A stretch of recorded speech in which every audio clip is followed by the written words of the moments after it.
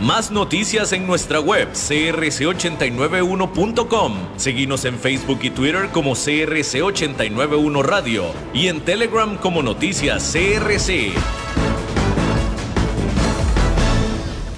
CRC 89.1 Radio y Cadena Radial Costarricense no se hacen responsables por las opiniones emitidas en este programa. Transcomer, puesto de bolsa de comercio, presenta A las 5 con Alberto Padilla.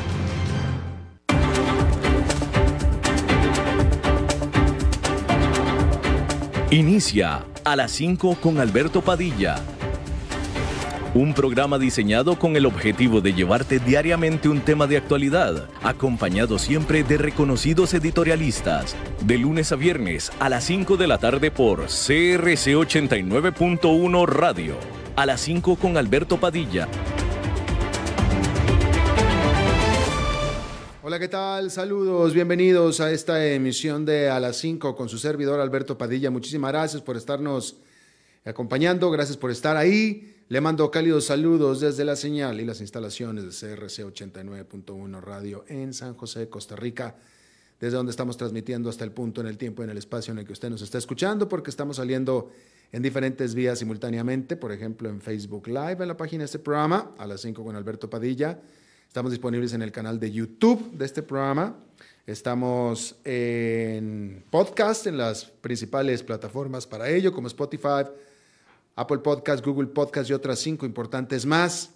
Aquí en Costa Rica, este programa que sale en vivo en este momento a las 5 de la tarde se repite todos los días a las 10 de la noche aquí en CRC 89.1 Radio.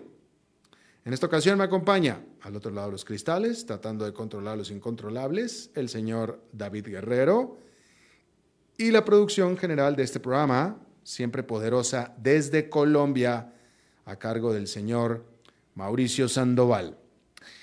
Bien, hay que comenzar informándole sobre esta terrible, catastrófica desde cualquier punto de vista noticia que está emanando desde Gaza, en donde una bomba, un bombardeo, un misil pegó en un hospital de Gaza y se reportan cientos de muertos. Hasta 500 pudieron haber sido fallecidos por este misil.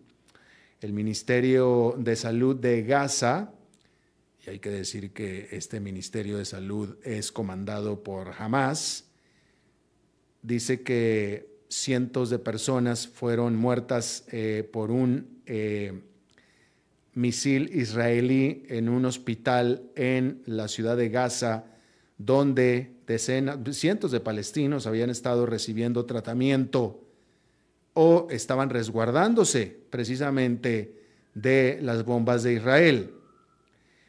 Hay que decir que las fuerzas de defensa de Israel niegan la responsabilidad y ellos culpan de este evento a un misil fallido disparado por el Yihad Islámico Palestino, es decir, por Hamas.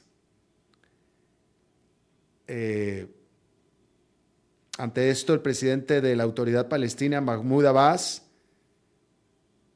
que es la autoridad de Cisjordania o la Riviera Occidental, que es el otro enclave donde viven los palestinos, declaró 3 días de duelo para esa zona.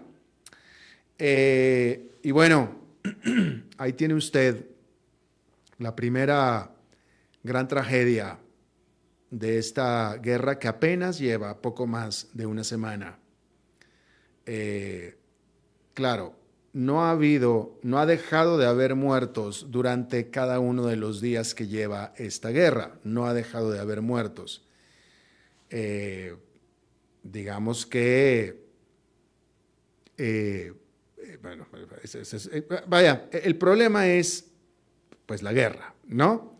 Ahora, ¿quién fue? ¿Fueron los israelíes? ¿Fueron los propios palestinos?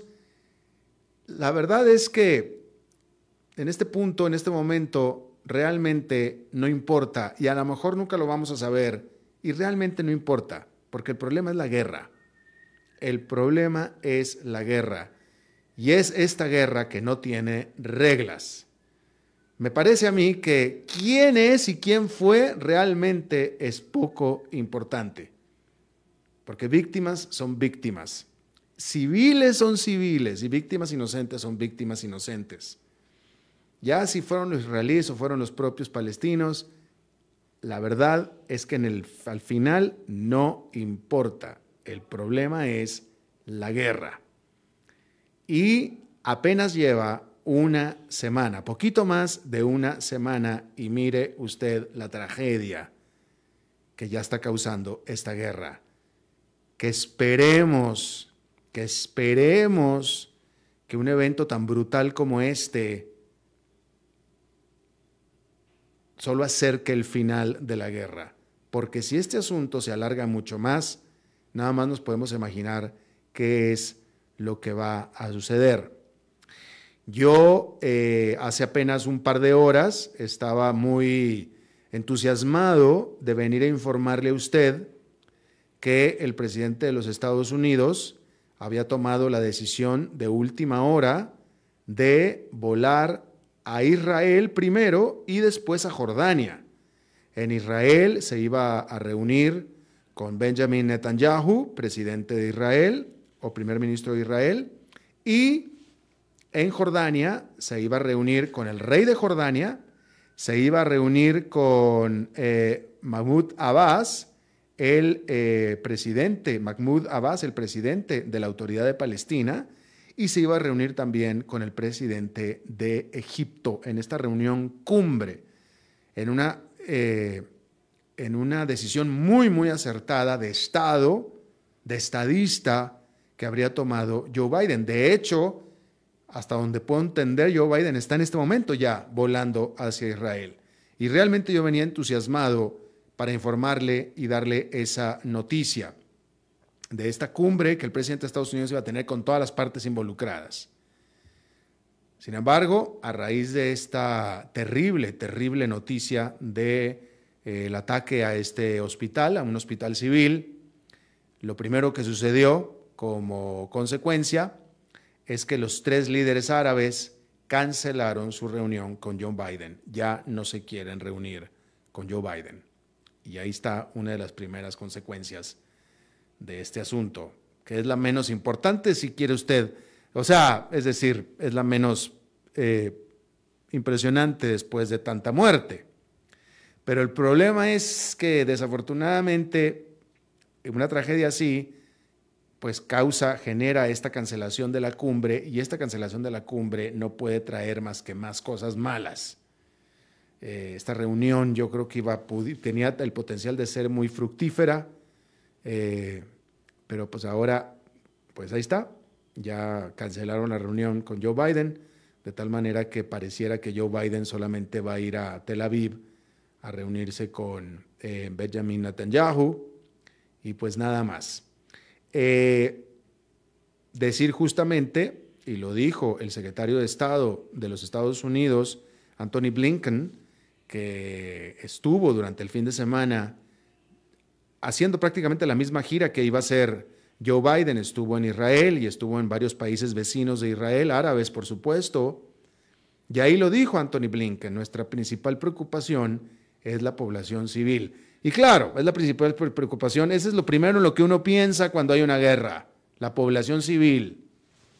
Y bueno, pues ahí está, una sola bomba, un solo misil, se están reportando 500 muertos, inocentes, de hecho, gente que ni siquiera podía huir, no podía ni correr, de haber sabido que venía la bomba, por supuesto, ¿no? A un hospital. Yo creo que lo único peor como daño colateral, o lo único peor como resultado de una guerra que pudiera ser después de que caiga una bomba en un hospital, es que hubiera caído en una escuela. Es lo único peor. ¿Qué pudiera ser peor que cayera en un hospital que cayera en una escuela? Y ya cayó en un hospital. Ya fueron 500 muertos. ¿Ahora qué sigue? Terrible, terrible. Definitivamente terrible. Decir que un vocero... A ver, le voy a dar la nota correctamente porque le quiero decir quién fue exactamente quien lo dijo. A ver. No, bueno, pues ya lo perdí, pero antes de que esto sucediera, el gobierno de... Bueno, aquí está, la Organización Mundial de la Salud describe el ataque a este hospital como de una escala sin precedentes. Efectivamente, le puedo confirmar que Joe Biden ya va en vuelo hacia Israel y ya oficializó que cancela la visita a Jordania después de que no tiene nada que ir a hacer a Jordania.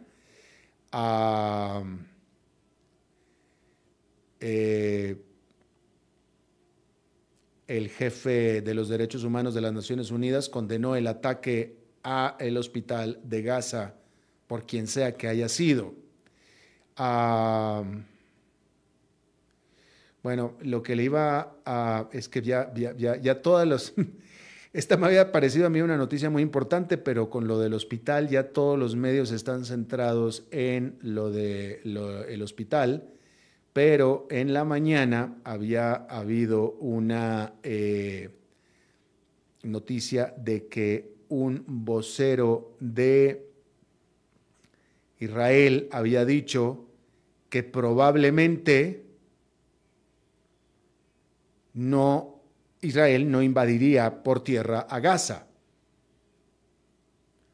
lo cual no significaba que la guerra terminaba, pero sí hubiera dado y estaba dando una señal muy, muy positiva de desescalamiento de esta guerra. Porque el principal temor de todo esto, y de hecho era lo que iba Joe Biden a Israel, era pues esta perspectiva casi segura de que Israel invadiría por tierra a Gaza. En la nota que leí esta mañana, o la nota que se emanó esta mañana, era que había dicho un vocero del gobierno que probablemente Israel no necesitaría o no utilizaría una invasión terrestre como estrategia de guerra o de eliminación de Hamás.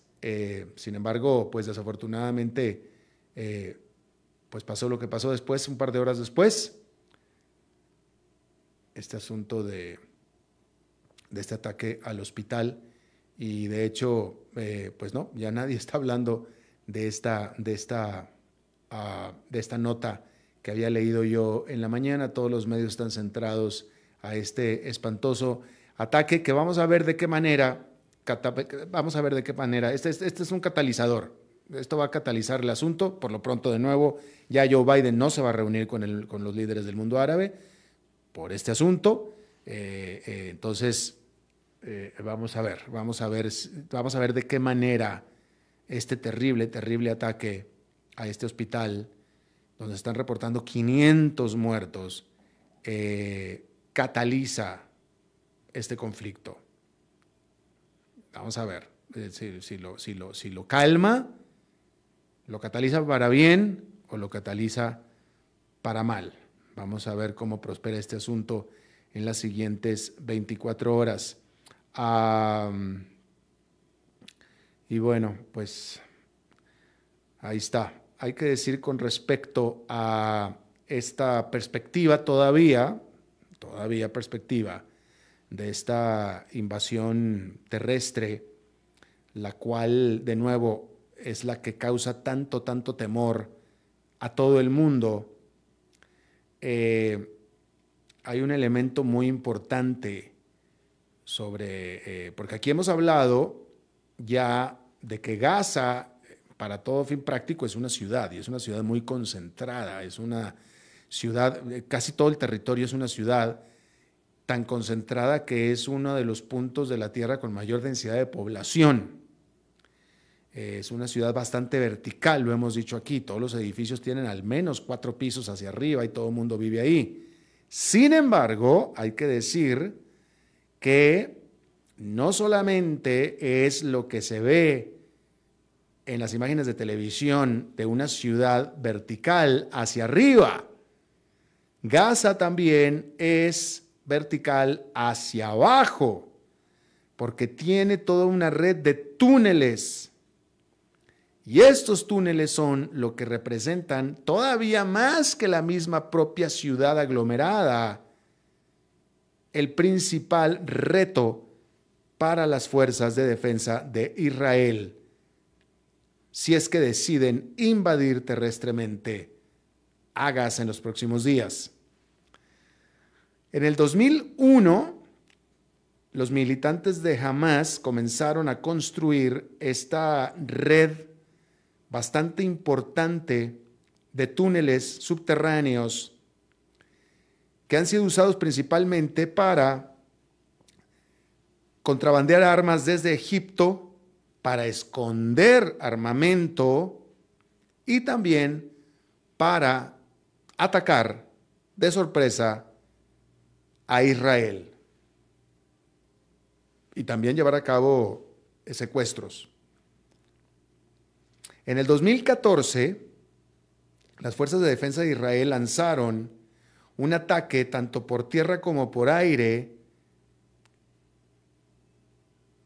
dirigido a esta red de túneles y destruyeron, según se reporta, 32 de estos túneles. Desde entonces, las fuerzas de defensa de Israel han invertido muchos recursos en operaciones de túneles, incluyendo nueva tecnología como son robots y sensores terrestres, como todo tipo de unidades especializadas. El batallón Yahalom, que es una unidad de ingeniería de combate elite, fue reorganizada y creció el doble, de 400 a 900 elementos de personal. Este batallón de Yahalom que se le conoce, e incluso se le construyó a este batallón su propia versión de lo que se cree es la red de túneles que existe en Hamás para que puedan ellos practicar. Sin embargo, hay que decir que imagínese usted el identificar, el localizar, identificar y tratar de neutralizar lo que se cree son cientos de kilómetros de túneles es complicado desde cualquier punto de vista. Y ahí es donde se piensa que están los rehenes que tiene Hamás de Israel en esos túneles. Cambiando de tema, y en otra parte del mundo, Vladimir Putin, el presidente de Rusia, se reunió, visitó a Xi Jinping, su contraparte China, en una reunión cumbre en Beijing, marcando el 10º aniversario de la iniciativa que se le conoce como de cinturón y carreteras. Se trata del segundo viaje internacional que hace Vladimir Putin desde que la Corte Criminal Internacional emitiera una orden de arresto sobre su persona por presuntos crímenes de guerra en Ucrania. Ahí en Beijing, Putin se reunirá también con los líderes de Hungría y Vietnam y también se espera que se reúna con los líderes de Mongolia y de Tailandia. ¿Por qué están ahí? Bueno, porque como decía, se está cumpliendo 10 años de que China lanzó Esta iniciativa, que se le conoce como de cinturón y carreteras, que es en realidad una, pues es un programa de gran inversión en infraestructura, mucho concreto se ha vertido sobre estas inversiones de miles de millones de dólares respaldados por créditos chinos. Dinero chino de crédito, hay que pagarlo, para infraestructura en diferentes países. Esta reunión en Beijing de este martes y miércoles, organizada por el Partido Comunista, donde se van a reunir representantes de más de 130 países. Y por supuesto, el más importante de ellos es Vladimir Putin, a quien, por cierto, que Xi Jinping había visitado en Rusia más temprano en este año. Es de notar la ausencia, en su mayoría, de políticos de Occidente. Y es que estas inversiones de esta iniciativa han sido mucho menos grandes en esta parte del mundo que lo que ha sido en Asia, por ejemplo. Hay que decir que, sobre todo porque en Occidente y en Latinoamérica, pues existe, no tanto por los países latinoamericanos, sino por los socios de los países latinoamericanos, llámese Europa y Estados Unidos, pues existe la preocupación de que China lo que está haciendo es amarrando a estos países con deuda a muchos años. Y bueno, pues ahí está eso. Y pues ahí está la reunión en Moscú en este momento. Bien, se reporta que Ucrania habría tenido varios ataques exitosos a campos aéreos rusos cerca de la ciudad ocupada, o la ciudad ucraniana ocupada por Rusia de Luhansk y también Berdiansk, de acuerdo a lo que informan oficiales de Kiev. Un oficial ruso en esas localidades sugiere o habría sugerido que estos ataques en realidad fallaron. Sin embargo, se reporta que un analista militar ruso también sugirió que de hecho esos ataques pudieron ser un golpe mucho peor de lo que se está reportando en contra de la Fuerza Aérea Rusa desde que inició la invasión. Estos son los reportes. Rusia no ha dicho nada todavía. Sabemos lo que dicen algunas fuentes dentro de Rusia y lo que dice el gobierno de Ucrania. El gobierno de Rusia no ha dicho nada todavía. Los partidos de oposición en Polonia, se reporta que ganaron suficientes curules en el Congreso en las elecciones de este domingo para formar una coalición que pudiera hacer retirar al partido oficialista nacional populista Ley y Justicia, es decir, que salga del gobierno este partido. Al final de los votos, del conteo de los votos, estos le dan al partido Ley y Justicia, que es el partido en el poder en este momento, el 35,4% de los votos, que tiene efectivamente la mayor parte, con 194 asientos en el Congreso de 460. Pero sin embargo, entre los otros dos partidos, ganaron 248 asientos en el Parlamento. Por lo tanto, si se combinan, que lo van a hacer, pueden mover y hacer a un lado al actual gobierno nacional populista, ley y justicia. Estamos hablando de Polonia.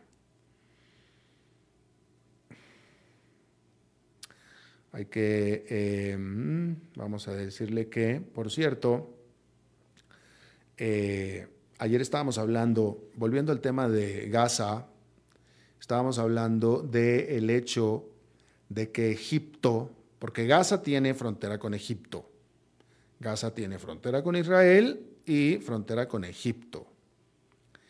Y la frontera con Egipto está cerrada. El secretario de Estado de los Estados Unidos estaba en Egipto tratando de hacer que se abriera la frontera para al menos darle salida de Gaza a los palestinos con ciudadanía estadounidense. Y Anthony Blinken, de hecho, fue tan allá como para anunciar que la frontera iba a ser abierta. La realidad es que no ha sido abierta.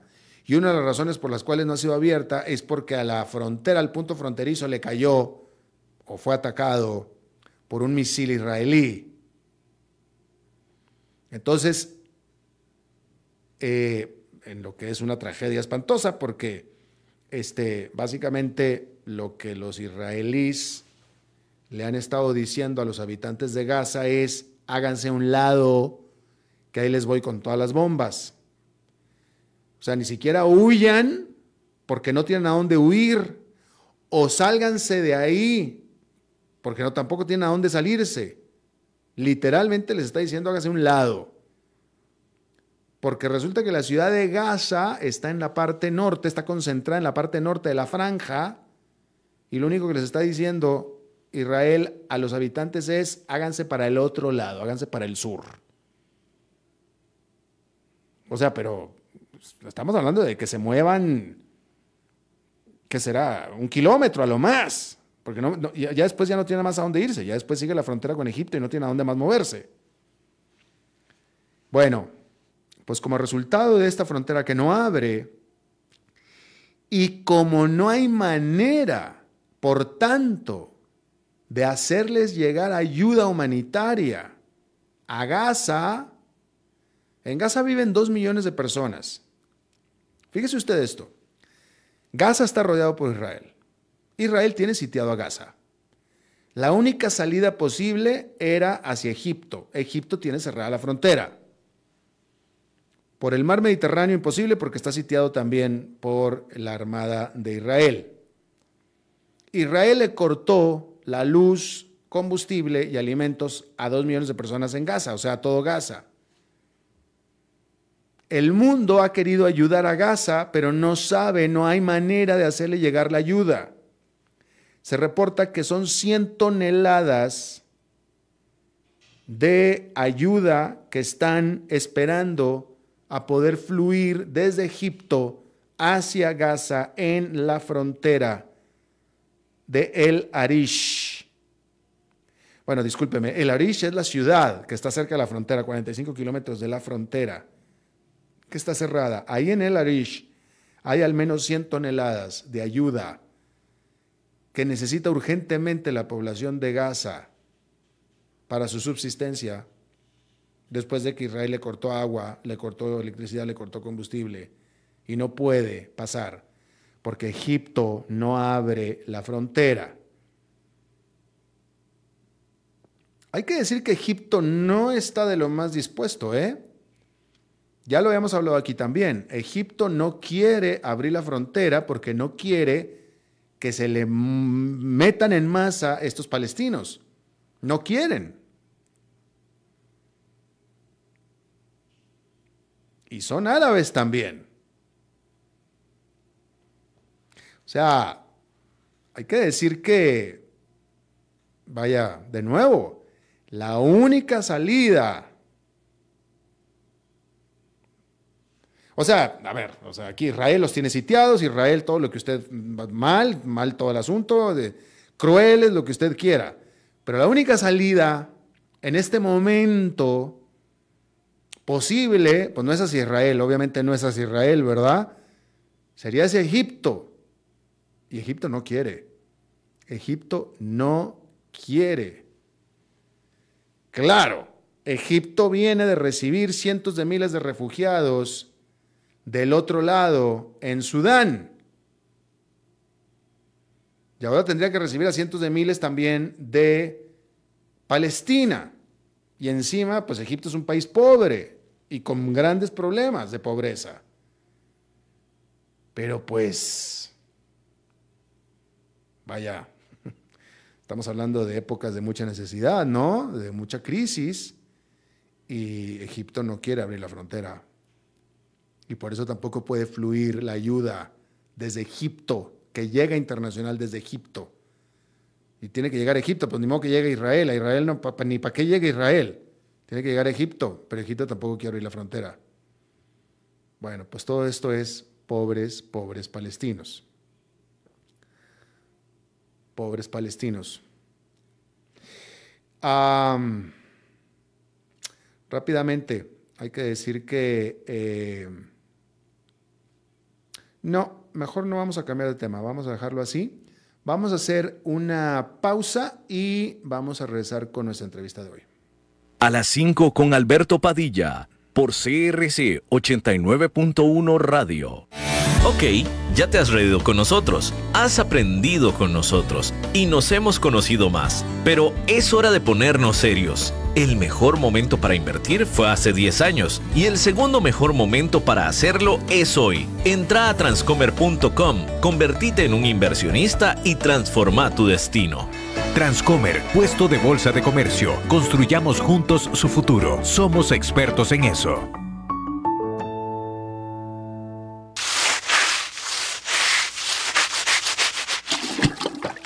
¿Están cansados de limpiar tanto el piso de su casa? ¡No sufran más! Cambien esta cerámica con porcelanatos pulidos antibacteriales y súper fáciles de limpiar. En Porcerámica, número 1 en porcelanatos.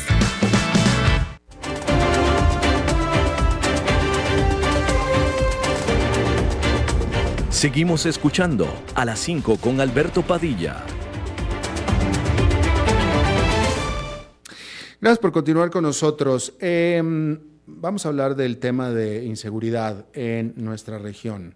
Desde hace tiempo, desde hace mucho tiempo, de acuerdo a la encuesta Latino Barómetro, la inseguridad ha venido siendo, pues estoy hablando hace décadas, desde hace décadas, la inseguridad ha venido siendo la principal preocupación del latinoamericano en general.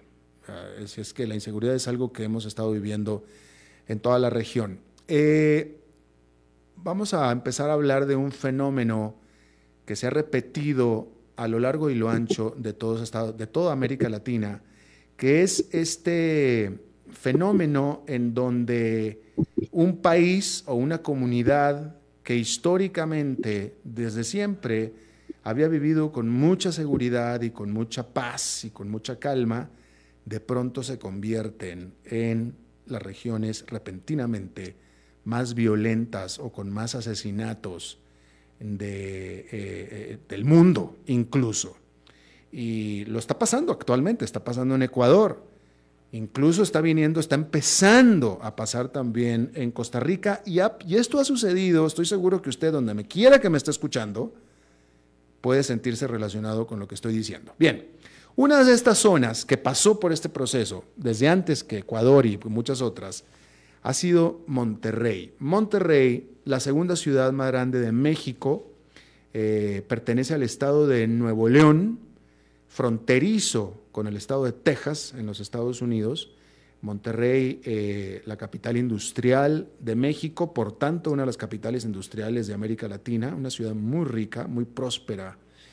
Durante mucho tiempo, es la ciudad en la que yo nací, en la que yo crecí, y durante mucho tiempo siempre se supo y se sabía y se vivía como Monterrey, una ciudad muy segura, con mucha calma, sobre todo cuando en el resto de México, en otros puntos de México se vivía mucha inseguridad, hasta que sucedió lo que aquí estamos narrando. De pronto cayó Monterrey en una inseguridad terrible, víctima de guerras entre bandas de narcotraficantes, el ejército contra las bandas de narcotraficantes. Usted recordará quizá el caso más notado, más sonado de la violencia en Monterrey, el de este incendio deliberado que se le hizo al Casino Royale, donde murieron decenas de personas a mediados de la década pasada.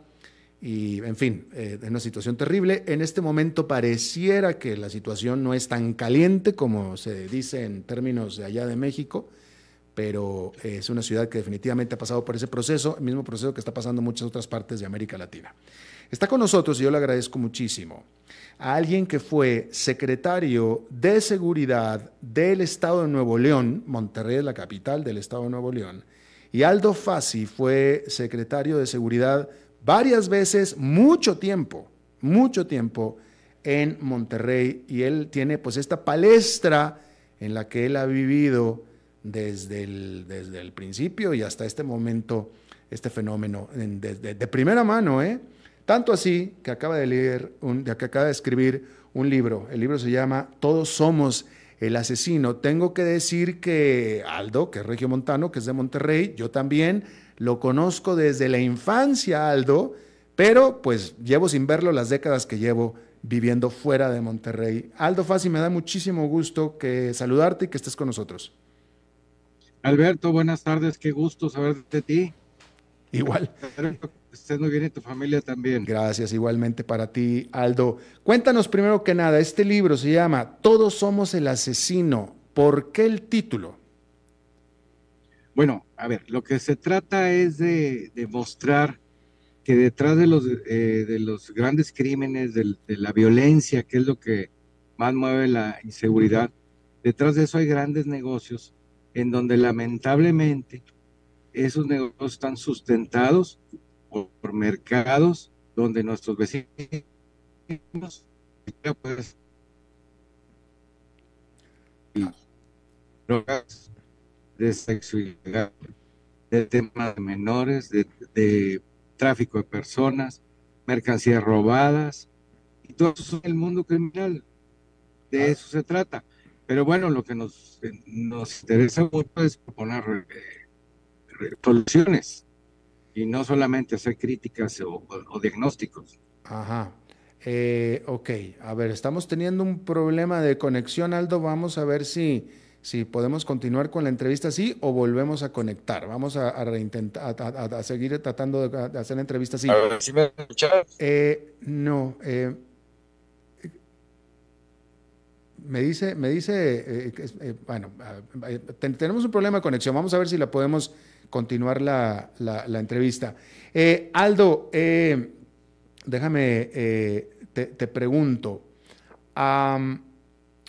este fenómeno que vivió Monterrey de ser una región muy, muy pacífica a convertirse en una región muy, muy violenta, que está viviendo muchas otras partes de América Latina, ¿cuál es la determinante de esta situación? ¿Por qué una ciudad, un país, se convierte de ser pacífico a ser tremendamente violento? ¿Es que las autoridades bajaron la guardia? ¿Es culpa de las autoridades? ¿Se pudo haber evitado? Y si sí, ¿cómo? ¿De qué manera? Bueno, mira, el principal problema son los grandes negocios del crimen organizado, que tiene que ver con rutas, o en el caso de la frontera de México con Estados Unidos, es un fenómeno muy parecido al nearshoring, pero delictivo. O sea, se traslada el capital humano, el capital del trabajo y la violencia a una zona muy cercana de su cliente. En el caso de Sudamérica, tiene que ver con rutas de llegada y de salida de mercancías ilegales hacia otros territorios. Sudamérica no es un mercado grande, sustentable para el crimen organizado. Estados Unidos sí, Europa sí. Sí, estamos hablando de que son países de tránsito. Sí, entonces, si me preguntas por Ecuador, pues es un tema de llegada de mercancías que tienen que cruzar todo Sudamérica para ir hacia Europa y África. Pero déjame te pregunto, ¿en qué momento, de nuevo, Ecuador era bastante pacífico, Monterrey era bastante pacífico? Monterrey era pacífico cuando toda la frontera norte estaba prácticamente en llamas, Tijuana, Ciudad Juárez, incluso Nuevo Laredo y Reynosa, etcétera, estaban en llamas y Monterrey todavía era pacífico. Y de pronto el crimen organizado dice, me gusta Monterrey, me gusta Ecuador, me está gustando Costa Rica, cuando ya tenían de todos modos Venezuela. Digo, queremos pensar que por Venezuela podían pasar sin problema las drogas, etcétera. ¿En qué momento ellos deciden, me gusta esta ciudad, esta economía, este país, para irme por ahí? Honestamente, Alberto, tengo que decirte que la violencia del crimen organizado es generalmente inducida por otros intereses. Hay mafias e incluso agencias oficiales interesadas en que la violencia se centre en otros territorios lejos de los propios. No quiero hacer acusaciones puntuales, pero es un tema muy real. Y lo pongo, te voy a poner un ejemplo y a todo el público que nos escucha. Por favor. Sin armas no habría violencia. Y las armas circulan desde los fabricantes hacia los cárteles y llama mucho la atención, siempre llama mucho la atención cómo transitan por los océanos las armas rusas, que son las que principalmente usan los cárteles, el famoso cuerno de chivo, y las armas, pues generalmente americanas, pero también europeas. Y ese tráfico de armas induce la violencia. No hay forma de ejecutar violencia sin armas. Y sin cartuchos, Alberto. Las armas las pueden llevar en desarmadas, como se dice, para luego unir las piezas, pero los cartuchos no. Y estamos hablando de cientos y cientos y cientos de contenedores que cruzan los mares. Eso es inducido. Claro, cuando hablas de que cruzan los mares, por supuesto que estás refiriendo a armamento que llega de otra parte que no es Estados Unidos. Bueno, una parte sí es de Estados Unidos, lógico, pero no la gran cantidad como pensamos todos. Si cualquiera hace un análisis de qué armas utiliza el crimen organizado, te darás cuenta que la mayoría son rusas o europeas o chinas. El famoso cuerno de chivo, ese no es americano. No, no es americano. Y eso es todo. Pero igual otras, mira, por ejemplo, y esto lo digo porque en Sudamérica hay mucha presencia de los cárteles mexicanos, y bueno, ya no es ningún secreto que, por ejemplo, el cártel de Sinaloa está en Centro y Sudamérica, y el cártel de Sinaloa usa armas cortas, y las armas cortas, las pistolas, vaya, usa preferentemente europeas. La matapolicías, la Beretta, la Glock son europeas, no son americanas. Y los otros, por ejemplo, el cártel de Jalisco, que también tiene mucha presencia allá, utiliza el cuerno de chivo, la AK-47. Que es rusa. Esa es rusa. Y en todos los conflictos, por ejemplo, Rusia-Ucrania, o hoy lo que acabas de comentar,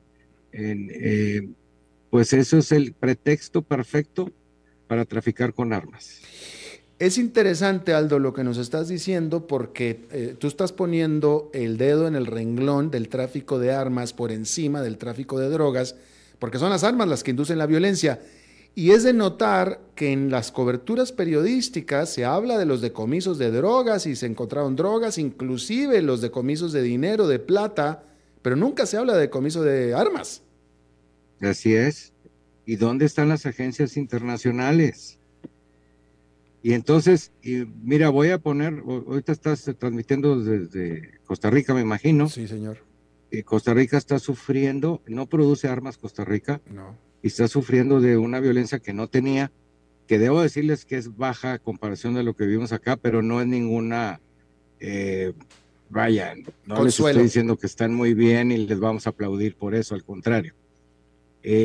Pero esa violencia es inducida. Y hay intereses muy serios para que la violencia desvíe la atención de los grandes cargamentos de drogas y de personas, Alberto. Así como llegan refugiados por el tema de Israel, también hay el tráfico de personas ilegal, la trata, porque entre todos esos refugiados va a haber tráfico. O sea, van a pagar al crimen organizado por poder salir de un país emproblemado y llegar a otro más seguro y ahí se genera un negocio. Y luego esa gente va a buscar, con toda razón del mundo, trabajar. Y les van a conseguir trabajos ilegales y les van a conseguir papeles falsos. Y todo eso se desvía con la violencia.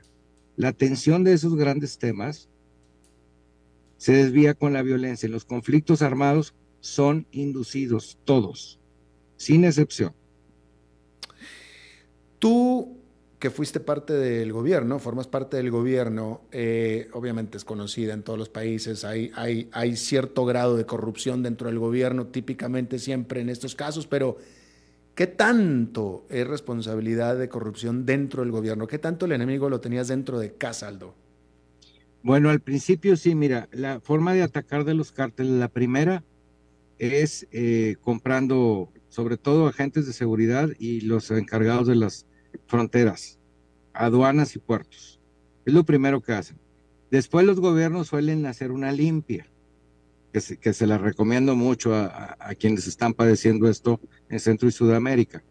Después de la limpia refuerzas tus policías, pero siguen fallando las aduanas. Y yo quiero poner un ejemplo ahora que nos escuchan en Centro y Sudamérica.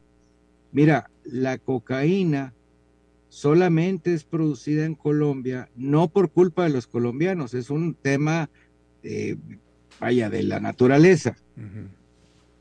La planta no se da en la misma condición en otras partes, salvo un pequeño territorio en México y otro en África. Y entonces la cocaína peruana no tiene la misma potencia que la colombiana, es la naturaleza, ¿ok? Para no culpar al pueblo de Colombia que no tiene la culpa. Pero ahí están unas mafias. ¿Y cómo llega la cocaína a Sydney? ¿Cómo llega la cocaína a Londres, a Nueva York, a todas partes del mundo? Todas las aduanas están fallando, Alberto. Todas, sin excepción. Déjame, no quiero... Voy a hablar de este tema simplemente porque es el que conozco aquí de primera mano, porque paso yo la gran mayoría del año aquí en Costa Rica, pero déjame, Costa Rica no es conocido como un país productor de cocaína necesariamente. Claro que no. Claro que no, pero recurrentemente, y acaba de suceder una vez más, recurrentemente se aparecen contenedores, un contenedor completo de cocaína en Europa, en Rotterdam, etc. Costa Rica, déjame te planteo el hecho y tú me dices así que tu opinión conforme a lo que te voy a decir. Costa Rica solamente tiene un solo puerto al Pacífico, nada más un solo puerto, operado por una sola compañía. Y es un puerto chiquito, tiene 3, 4 grúas para dos buques al mismo tiempo, o sea, es un puerto chiquito, es uno solo. Que obviamente estos contenedores de cocaína tuvieron que haber salido de ahí, no pudieron haber salido de otra parte, venían de Costa Rica. Uh-huh. Entonces nada más es un solo puerto, un solo operador, salen unos cuantos contenedores. Aquí no es Panamá, aquí no es México, donde salen cientos y cientos de contenedores que no puedes controlar. No, salen unos pocos nada más. Y entre esos pocos, recurrentemente va un contenedor de cocaína. ¿Qué te dice a ti este hecho? Bueno, dos cosas. Una, Alberto, la cocaína tiene que transformarse. La pasta original, que algunos llaman pasta base, se tiene que transformar en dosis consumibles porque la tienen que transformar. Entonces, eso sucede en varios países y luego la transportan. Pero el segundo tema, y este es bien importante, ¿de cuándo acá Costa Rica tiene que ser la aduana de Europa? Europa tiene que controlar lo que entra a su territorio. También. Y entonces, y mira, tú que viviste acá naciste, recordarás que ir a la frontera te tocaban 2 o 3 puntos de revisión desde Monterrey hacia la frontera de Estados Unidos. Sí. Como si México fuera la aduana de Estados Unidos. Y de Estados Unidos hacia México, nada más hay una sola aduana y nadie te revisa nada. Por eso entran las armas y por eso entra el dinero. Entonces, Costa Rica, ¿qué tiene que hacer? Controlar lo que entra a su país, no lo que sale. Lo que debe preocuparse Costa Rica es cómo entró esa cocaína ahí. Porque Costa Rica no es productor, podrá ser transformador, pero no productor. Es como el fentanilo chino que acaba de matar a 100,000 estadounidenses. Ok. 100,000 en un año. ¿De dónde vienen los precursores del fentanilo? De China. Y aquí los transforman en México en pastillas o en producto que se tiene que transformar o adicionar a las otros tipos de drogas, y es lo que produce la muerte en Estados Unidos. Pero ¿qué tiene que hacer México? Cuidar que no entre ese fentanilo aquí. Y Estados Unidos tiene que cuidar que no entre allá. Cada quien tenemos que hacernos responsables de nuestras fronteras. Interesante. En el caso de México, con el fentanilo de China, de nuevo, de China a México circulan cientos y cientos de contenedores diarios, diría yo, diarios, ¿no? Sí, son miles, miles. Tú lo has miles. dicho. En el caso, déjame vuelvo otra vez, porque me parece, no es que yo esté atacando en particular a Costa Rica, nada más, es porque lo que conozco, pero es que me llama la atención porque un país tan pequeñito como Costa Rica, imagínate que Costa Rica tiene menos habitantes todo el país que lo que tiene la ciudad de Monterrey, son 5 millones de habitantes en todo Costa Rica. Y tiene nada más 2 fronteras, Panamá y Nicaragua. Y cada frontera tiene nada más un paso, solamente es un paso nada más. Con una carreterita de 2 sentidos nada más, o sea, es todo, ¿no? Entonces, en este cuadro te vuelvo a preguntar, ahora que tú estás diciendo que lo que tiene que hacer Costa Rica o un país como Costa Rica es controlar lo que entra. Dado que lo que sale es, porque ellos agarran todo un contenedor lleno, dado que lo que sale es un contenedor lleno, ¿cómo te pareciera a ti, en el cuadro que te estoy pintando, que está entrando esa cocaína a Costa Rica? O un país como Costa Rica. Principalmente por la debilidad estructural. Mira, si algo son expertos los cárteles es en la logística. En otras palabras, en llevar una mercancía ilegal hacia cualquier parte del mundo. Y los cárteles mexicanos son los mejores en la logística y están asociados comercialmente con los del resto del mundo. Entonces México lo que hace, vaya, los cárteles mexicanos, llevar la mercancía. Si tú preguntas, por ejemplo, en Colombia, ¿quiénes controlan la cocaína? Son los cárteles mexicanos, pero no la producen, ellos la transportan. Logística. Entonces, ¿qué pasa en Costa Rica? Tú lo acabas de decir, son 2 pequeñas carreteras, 2 pequeñas entradas y salidas. Sí, pero dime, ¿tiene la capacidad estructural Costa Rica, con 5 millones de habitantes, de tener una policía o las Fuerzas Armadas necesarias para controlar eso? Entonces, ahí es donde hay que invertir, porque es de lo que se aprovecha. ¿Qué pasó en Nuevo León? Aquí en tu tierra.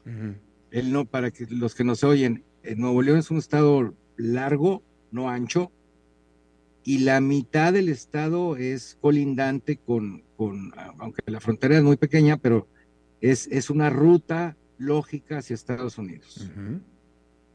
Y todos esos, los pequeños pueblos del norte están muy débiles. Entonces es con pequeñas carreteras, y nosotros también nomás tenemos una aduana. Nuevo León sí. Es exactamente el mismo problema. Claro, aquí tenemos una gran ciudad en medio, y en la gran ciudad es fácilmente escondible cualquier cosa, pero en esas pequeñas rutas no. ¿Por qué? Porque había mucha debilidad estructural en las policías. Y ese es un tema fundamental. ¿Por qué Costa Rica? Por lo mismo. ¿Por qué Ecuador? Por esa misma razón. ¿Por qué el sur de Chile? Por la debilidad estructural. Y no podemos culpar al pueblo. No, claro. Es un tema de inversión, porque no lo vemos, el gasto en seguridad no lo vemos como una inversión, Alberto, lo vemos como un gasto, como algo que nos cuesta, que nos duele. ¿Qué tipo de inversión? ¿En armamento, en capacitación, en educación? En personal bien pagado. Esto se resuelve con las personas. La tecnología es una herramienta, pero si no tienes buenas personas, estás frito. Déjame esta pregunta que te voy a preguntar si es verdad o es mentira, porque se tiene como este